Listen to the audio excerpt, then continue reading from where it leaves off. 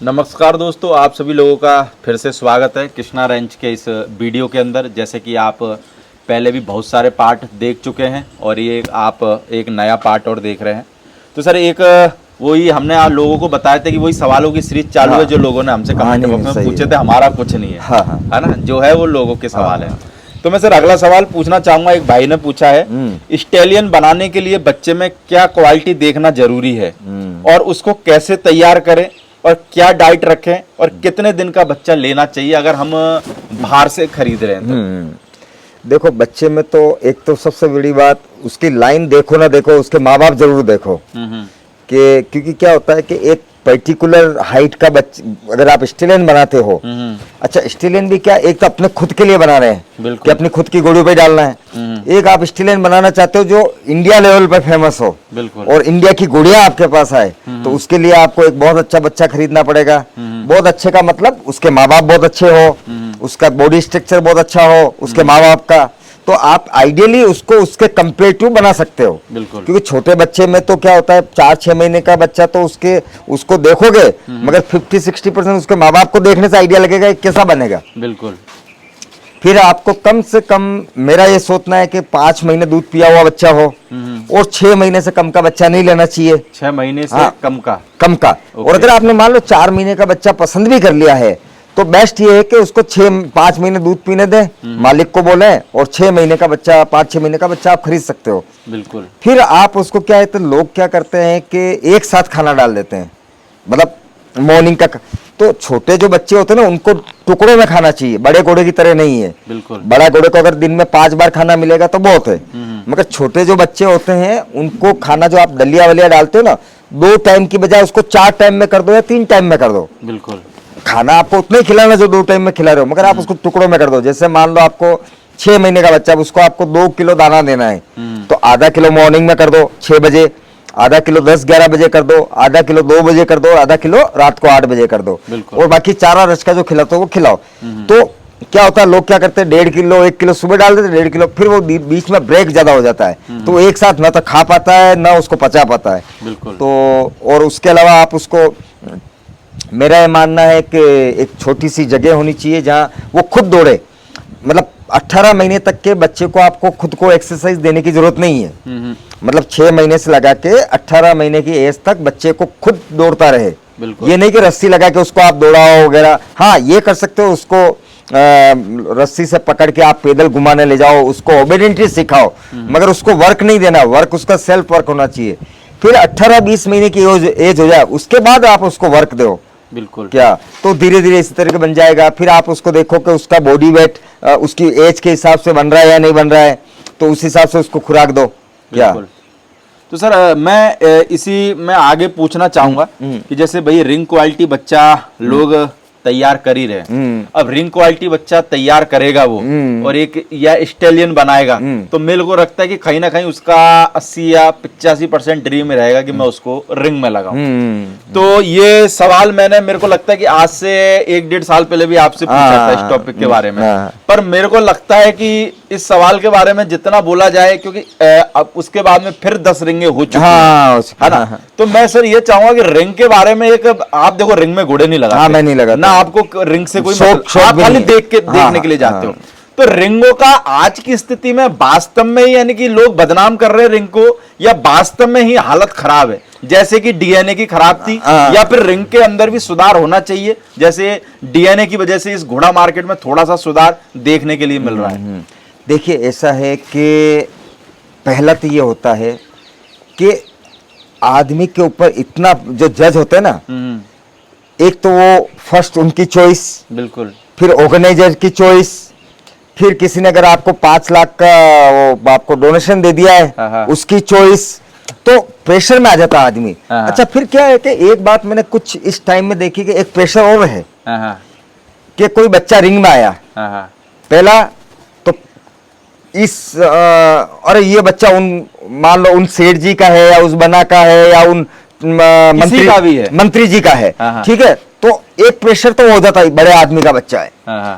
फिर ये ब्रीड कहाँ हुआ है वो प्रेशर, फिर कौन से घोड़े का है हाँ। यार, इसका बाप तो 5 बार चैंपियन बना। अरे भैया, बाप बना बेटा बने हाँ। के जरूरी बन जाए। हाँ। तो ये क्या, जब बहुत सारे प्रेशर होते हैं ना, तो जज भी प्रेशर में आ जाता है। बिल्कुल। अच्छा, मैं ये मानता हूं कि एटलीस्ट 80% जो जज है, 80% वो पैसे से दबाव में तो नहीं आते हैं, ये बात मैं मानता हूँ। हाँ। क्योंकि वो समर्थ है। बिल्कुल। मतलब मैं जो जजों को देखता हूँ, हाँ। मगर मुझे आज तक समझ में नहीं आया वो किस प्रेशर में आ रहे हैं। मतलब मैं मान लेता हूं कि वो पैसे जो जिनके घोड़े लग रहे हैं ना, उनसे 1,000 गुना पैसे वाले वो जजिंग कर रहे हैं वो अंदर। बिल्कुल। मतलब सबकी बात तो नहीं कर रहा हूं। इसलिए वो 2, 4, 5 लाख रुपए का तो क्या लालच उनका करेंगे? कोई बड़ी बात नहीं है। 80% जो जज हैं वो इतने समर्थ हैं कि उनके लिए ये लाख 2 लाख रुपए कोई बड़ी बात 5-10 नहीं है। लाख रुपए कोई बड़ी ठीक बात है? नहीं है। मगर मुझे ये आज तक समझ में नहीं आया वो फिर प्रेशर किस में आ रहे हैं, व्यवहार में आ रहे हैं, हाँ। या ऑर्गेनाइजर को 5 लाख रुपए डोनेशन मिल रहा है, स्पॉन्सर हो रहा है इसलिए प्रेशर में आ रहे हैं, या उनका निजी स्वार्थ है बिल्कुल। कि भाई हो सकता है कि दिनेश जी मेरे दोस्त हैं और मैं अभी जजिंग कर रहा हूं, और दिनेश जी के घोड़े का बच्चा दिनेश जी ने बेचा हुआ है, इसको तो यार फर्स्ट लाना ही पड़ेगा यार। तो 10-20 2-4% नंबर उसको ज्यादा इसलिए। मगर मैं ये सोचता हूं कि अभी जो रिंगें हुई है इस साल में, जैसे पुष्कर की रिंग हुई, पुष्कर में एक प्राइवेट रिंग भी हुई, एक गवर्नमेंट की रिंग भी हुई। अब प्राइवेट रिंग हुई तो लोगों ने थोड़ा सा अप्रिशिएशन किया कि भाई ये बेटर देन, भाई एक क्या होता है कि आप 100% तो किसी को खुश नहीं कर सकते हो। बिल्कुल। कुछ रिंगें होती है 40% अच्छा करती है, कुछ रिंगें होती है 50% अच्छा करती है, कुछ रिंगें होती है 70% अच्छा करती है। 100% तो मैं भी ये मानता हूं कि आप वही इसको नहीं खुश, मगर आप 70-80% अगर अच्छा कर रहे हो, इसका मतलब यू डूइंग समथिंग गुड। हाँ। अब प्रॉब्लम क्या है, मैं अब बार बार उस रिंगों का नाम नहीं लूंगा, मगर मैं आपको बताता हूं, मैंने एक रिंग देखने के बाद, हाँ। उसके बाद मुझे रिंग के निर्णय सुनने का मतलब वो जोश नहीं रहा। मतलब रिंग देखने जाता हूं क्योंकि वहां लोगों से मिलना है, घोड़े वाले आते हैं घोड़े देखने, मगर जब रिंग के निर्णय आते हैं ना, वहां से हम घूमने चले जाते हैं। हाँ। क्योंकि हमें मालूम है निर्णय में मतलब हो सकता है कि अब आने वाले टाइम पे रिंगों में सुधार हो जाए और वो हमें वापस रिंग का इंटरेस्ट जाग जाए देखने का।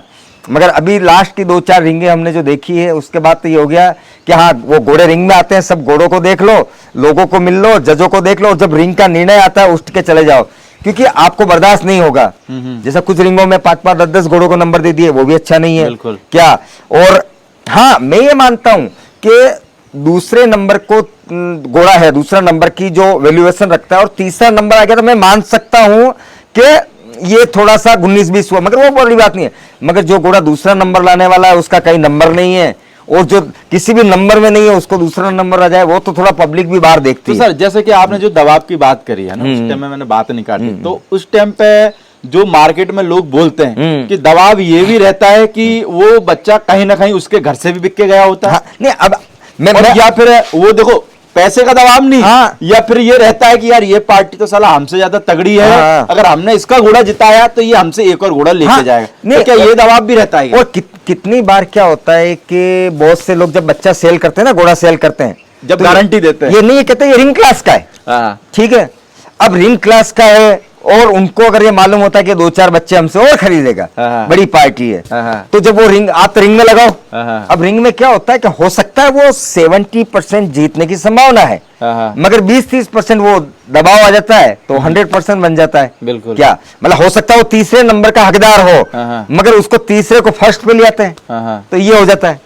अब जैसे बहुत सारी रिंगों में मैंने सर ये भी देखा है कि जो जज लोग हैं वो बुला लेते हैं कि भाई तुम तो आओ ना यार, फर्स्ट आओगे तुम, हाँ। और बाद में जब वो आते नहीं तो रिंग के बाद वही आदमी बखेड़ा करता है, यार मेरे को यार 1000 किलोमीटर से बुला लिया और हमारा फर्स्ट नहीं दिया, वो उसकी पोल खोल देता है। नहीं देखो, फर्स्ट ये अगर कोई जज बोलता है नहीं तुम्हारा घोड़ा फर्स्ट आ जाएगा, तो ये उसकी गलतफहमी है, उसको नहीं करना चाहिए, नहीं बुलाना चाहिए इस तरीके से। देखो, मैदान में उतरने के बाद मालूम पड़ता है कि कौन पहलवान है, क्योंकि पता थोड़ी है कितने पहलवान आने वाले हैं। और किसका दिन है। देखो क्या होता है कि कुछ घोड़े, जैसे बहुत सी बार लोग कंप्लेन करते हैं ना कि भाई मेरा घोड़ा तो उस शो में, इससे बड़ा शो था उसमें फर्स्ट आया, हाँ। उस दिन घोड़े ने परफॉर्म किया होता है, बिल्कुल। उस दिन उस घोड़े से बढ़ के कोई घोड़ा नहीं आया तो वो फर्स्ट आ गया। इस दिन आज का हो सकता है उससे बढ़ के घोड़े ना आए हो, मगर उस दिन वो परफॉर्म नहीं कर रहा है, होता है ऐसा। ये तो वही वाली बात होगी जैसे कॉमनवेल्थ गेम में जो पहले गोल्ड लेके आया था वो अभी अब की बार सिल्वर लेके आया, तो इसका मतलब एक बार गोल्ड ले ली तो जिंदगी भर गोल्ड ही लेता रहेगा? नहीं, ऐसा नहीं। तो इसलिए क्या हो सकता है नए पहलवान आ जाए, नए घोड़े आ जाए, हो सकता है कि उस दिन उस घोड़े का दिन नहीं हो, लैम कर रहा हो, कान ढंग से नहीं दिखा रहा हो, खड़ा ढंग से नहीं रह रहा हो, ओबीडियंट में नहीं हो, और हो सकता है जज की पसंद नहीं हो, ये भी तो हो सकता है। हाँ। क्या, क्योंकि देखो आज इंडिया में जो भी लोग जजिंग कर रहे हैं वो अच्छी ब्रीडिंग कर रहे हैं, हाँ। मगर वो उनको नंबर किसको देंगे? जिस तरीके के घोड़े उनके घर में हैं। बिल्कुल ठीक है, तो अब सर अपने घर में जो घोड़े हैं उन्हीं को अगर नंबर देंगे तो बेचारे वो जो दूसरे मेहनत कर रहे हैं वो क्या फुकट में लगे हुए हैं क्या? नहीं उसमें उनके, मैं ये नहीं कह रहा हूँ, उनके घोड़ों को देंगे। देखो एक होता है, आज मेरी बात सुनिए कि मैं किस टाइप के घोड़े रखता हूँ, ठीक है, मेरी पसंद है, और अगर मुझे जज बना दिया तो मैं जिस टाइप के घोड़े रखता हूँ ना उसी टाइप के, क्योंकि किस टाइप के रखूंगा जो मुझे पसंद है। बिल्कुल। और मेरी पसंद को लोग चाहते हैं कि लोग मार्केट में बताए कि भाई दिनेश जी बताएंगे कौन सा घोड़ा अच्छा है। बिल्कुल। तो मेरे घर में जैसे घोड़े होंगे ना, मैं जिस तरीके के घोड़े ब्रीड कर रहा हूँ उस तरीके के घोड़े को ही नंबर में दूंगा। उसमें कोई गलत बात इसलिए नहीं, मैं उसका कारण बताता हूँ कि पहली बात, मैं घोड़े ब्रीड कर रहा हूँ, जिस तरीके के घोड़े ब्रीड कर रहा हूँ उसकी मांग है बाजार में। बिल्कुल। लोग मेरी मांग को मतलब मेरे पीछे दौड़ते हैं, भाई मुझे सब अच्छा चाहिए, सब अच्छा चाहिए, दिनेश जी अच्छी ब्रीडिंग करते हैं। जब आप एक मार्केट में हुआ हो जाता है कि भाई आप अच्छे ब्रीडर हो, तो फिर लोग उसको अप्रोच करते हैं कि यार आप जज बन जाओ, ठीक है, आपको भी थोड़ी लालसा होती है, अरे मैं जज बन जाऊंगा तो अच्छी बात है, फिर जज बन जाते हैं। तो वहां क्या होता है 10 से 20%, हाँ, अगर उस घोड़े के दूसरे फॉल्ट है, जिस टाइप की आप ब्रीडिंग कर रहे हो उस टाइप का घोड़ा खड़ा, मगर उसमें बहुत सारे फॉल्ट हैं या कुछ ऐसे फॉल्ट है जो आप देख सकते हो, तो उसको नहीं देना चाहिए नंबर। मगर क्या होता है कि आज मैं आपको तो, जैसे एक ब्रीडर है वो हाइट, बॉडी स्ट्रक्चर उस टाइप का घोड़ा ब्रीड करते हैं, तो अगर वो जजिंग करेंगे तो वो वहां जाके हाइट, बॉडी स्ट्रक्चर पे ज्यादा कॉन्सेंट्रेट करेंगे। एक बंदा है वो करता है नेक कैरेज, गर्दन कैसे रहनी चाहिए, उस भले ही वो उसके पाँव मजबूत नहीं हो, उसका पुट्ठा अच्छा नहीं हो, तो वो क्या उसको नंबर दे देता है। तो ये क्या दो डिफरेंट तरीके की ब्रीडिंग चल रही है। नहीं तो सर ये चल तो रही है, चलो ये बात मान ली, तो ये तो फिर वही वाली बात आ गई ना, जैसे माने चलो आपको भिंडी की सब्जी पसंद है, तो ये तो आप तो वो हर बार यानी कि भिंडी की मंगाओगे, पर दूसरे को तो रिंग का भी तो कुछ फॉर्मेट होना चाहिए। नहीं, आपको जो पसंद है उसके हिसाब से थोड़ी चलेगा। नहीं मगर मेरी बात सुनिए, ये अपन इसीलिए अपन देखो अपनों को कि आप जज क्यों बना रहे हो उसको? हाँ, आप उसके जज किसको बनाया जाता है? जिसके जो सबों को, मैं तो कहता हूं जज उसको बनाओ जो सब घोड़ों को यानी कि देखे नहीं, और जो वास्तव में आने के लायक है उसको रिंग में विनर बनाए। नहीं, बाकी ये नहीं कि अपने घर में जो ब्रीड हो रहा है उसको नहीं, एक्चुअली होता क्या है, जज उसको बनाया जाता है जिसने अच्छे घोड़े खरीदे, अच्छी घोड़ों की ब्रीडिंग की, और मार्केट में उसके 10-20 घोड़े चैंपियन बने। देखो आप जज ऐसे नहीं बनता है। जज अगर आप मान लो मान लो मेरे घर में एक भी घोड़ा नहीं है, एक भी घोड़ा नहीं है, और मुझे जज बना दोगे आप, तो लोग पूछेंगे भैया तुम्हारे घर में मसाला क्या है, तो तुमने क्या पैदा किया? ऐसा भी तो जज है ही ना मार्केट में। हाँ, तो अब अगर आपने खुद ने पैदा नहीं किया, आप खुद ने मार्केट में एक एग्जाम्पल नहीं दिया, तो उसको भी जज बनने का देखो अधिकार नहीं है। बिल्कुल, ठीक है ना, उसको किताबी ज्ञान जरूर है, मगर मेरा ये कहना है कि जज उसको बनाया जाता है कि जैसे आज अगर मेरा 40 साल का सफर देखोगे, और अगर मैं आपको 40 साल पुराने घोड़ों के मेरे फोटो दिखाऊंगा, तो हम लोगों ने इंप्रूवमेंट किया है भाई घोड़ों में। हमारा पहले स्टेप एक स्टेप बाय स्टेप बढ़े, तो एक उस दिन उस लेवल पे जब पहुंच जाएंगे ना, देखो मैं तो 2-4 जगह लोगों ने कहा भी कि जज बन जाओ, मगर मेरे को मालूम है मैं जज जिंदगी में नहीं बनना चाहता हूं। उसका कारण है कि मैं सबको खुश नहीं रख पाऊंगा। बिल्कुल, ठीक है ना, 100%। तो आप अगर फिर क्यों कंट्रोवर्सी में पड़ो? ठीक है भैया, और जजिंग करना वैसे बहुत हार्ड काम है। देखो जजिंग आदमी कर लेता है सर, इतने सारे घोड़ों में से एक को सिलेक्ट 1, 2, 3 करना बहुत मुश्किल वाला काम है। फिर क्या होता है कि अगर आप बहुत ज्यादा गबन कर रहे हो, बहुत बड़ा, ठीक है ना, आप जैसे अपन कल बात कर ही रहे कि भाई आपने 1.5 लाख का घोड़ा 5 लाख का बेच दिया, ये कोई दिक्कत नहीं, ठीक है, मगर आपने किसी का घोड़ा बता के किसी को बेच दिया, वो तो बहुत बड़ा गबन है। उसी तरीके से रिंग के अंदर जो घोड़े का नंबर ही नहीं लगने वाला है और उसको आपने एक नंबर दे दिया, तो लोग तो हुर्रे करेंगे ही करेंगे। देखो घोड़े वाले भले गरीब घोड़ा वाला हो, 1 घोड़े वाला हो या 100 घोड़े वाला, घोड़े वाले बोलने में बहुत तेज है, भले सामने दरबार हो। और रिंग में अगर किसी ने घोड़ा लगाया तो मेरे को लगता है सर सबों के घोड़े को सेम अधिकार है। नहीं, वो अधिकार जैसे नहीं, आप देखो ना बादल घोड़ा भी बहुत सी जगह फर्स्ट आता है, ऐसा नहीं आता है कि नहीं आता है, आता है ना कि घोड़ा अच्छा है। मगर प्रॉब्लम कहाँ होती है कि अपन जज उसी लोगों को बनाते हैं, और वो उसमें मैं कोई गलत नहीं मानता हूं कि पहले तो वो आज से 30 साल से वो जैसे घोड़े का मान लो काम कर रहा है, या 30 क्या 10 साल से कर रहा हो, उसने 2-4 घोड़े मार्केट में दिए, उसने सेल कर दिए और वो जजिंग नहीं कर रहा था और वो घोड़े फर्स्ट आ गए, बिल्कुल, वो चैंपियन बन गए। तो लोग क्या पूछेंगे, अरे अरे घोड़ा कहाँ पैदा हुआ, कि उनके वहां पैदा हुआ, अरे अरे अच्छे ब्रीडर हैं, अच्छे ब्रीडर करते करते फिर उनको भी इनका, अरे मेरे 4 घोड़े फर्स्ट आ गए, वो भी घोड़ा अच्छी ब्रीडिंग करेगा। फिर लोगों को उनको अप्रोच करते हैं कि भैया आप यार जजिंग करो, ये करो वो करो। तो जजिंग कैसे करेगा कि जो उसको आइडियल लगता हो। देखो क्या जज को आइडियल लगेगा उस घोड़े को तो नंबर देगा, बिल्कुल। मैं ये नहीं कह रहा हूं उसके घर की ब्रीडिंग को ही नंबर दे, मगर आइडियल घोड़ा, क्योंकि अच्छा आइडियल घोड़ा ये थोड़ी कि वो बाजार में तो आइडियल घोड़ा ढूंढने जाएगा जजिंग करने के लिए और घर में दूसरे टाइप का घोड़ा रखेगा, ऐसा भी नहीं हो सकता है। बिल्कुल। तो मेरा ये कहना है कि भाई मारवाड़ी घोड़े के कुछ कैरेक्टर्स है कि भाई गर्दन ऐसी होनी चाहिए, कान ऐसे होने चाहिए, उसके पांव ऐसे होने चाहिए, उसमें सम्मिलित करके उसकी भी चॉइस वो डालता है कि भाई इस टाइप का आइडियल घोड़ा होता है और उसको नंबर। मगर ये जो पक्षपात हो जाता है वो गलत है, मैं तो मानता हूं। तो सर जैसे मान के चलो बहुत सारे लोग आज के टाइम में, जैसे कि कुछ लोग कहते हैं कि भाई घोड़े का डीएनए हो रहा है, लाइन का नहीं हो रहा, तो वो तो हमको भी पता है लाइन का डीएनए थोड़ी होगा, घोड़े का ही होगा।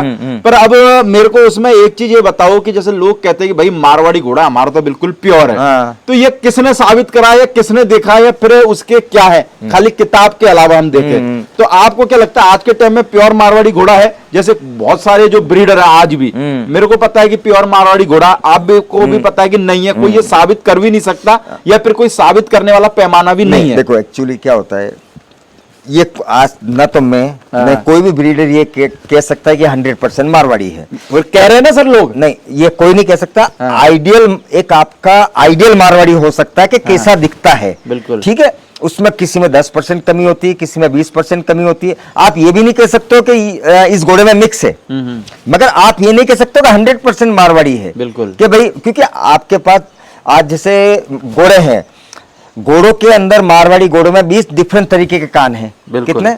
20 डिफरेंट तरीके के कान है। अब आप कान देख के अगर मारवाड़ी घोषित कर रहे हो तो अलग अलग तरीके के कान है।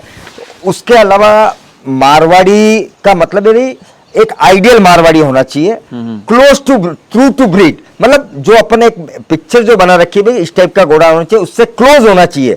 100% होना जरूरी नहीं है और 100% कोई सब घोड़े होते नहीं है।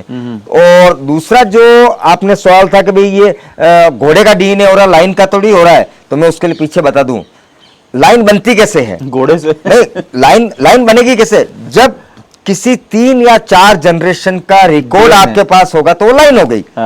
क्या आप अकेले खड़े हो जाओगे तो लाइन ही नहीं है, मगर आपके पीछे आप में खड़ा हो गए, अब 4 जने पीछे खड़े होते ही लाइन बन जाएगी, ठीक है ना। अकेला खड़ा, मगर किसी को अकेला तो खड़ा होना पड़ेगा ना, बिल्कुल। तो आज लाइन का मतलब देवली लाइन, ठीक है, पहले तो थी भाई के वर्ड पे थी कि भाई देवली लाइन का वो घोड़ा, प्रभात घोड़ा, ये घोड़ा, ठीक है।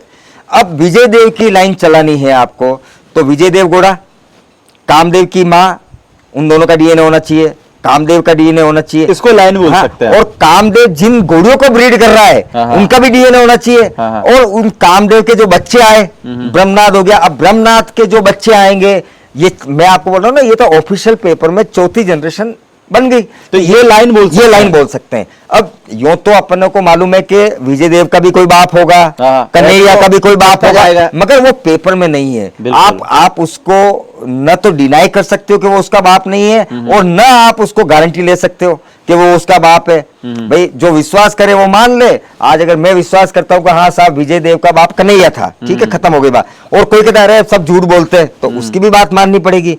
मगर कोई अगर मुझे बोल दे कि कामदेव का बाप विजय देव नहीं था, उसको उससे मैं चैलेंज ले सकता हूँ कि भैया ये ले डीएनए पकड़, ये पासपोर्ट पकड़।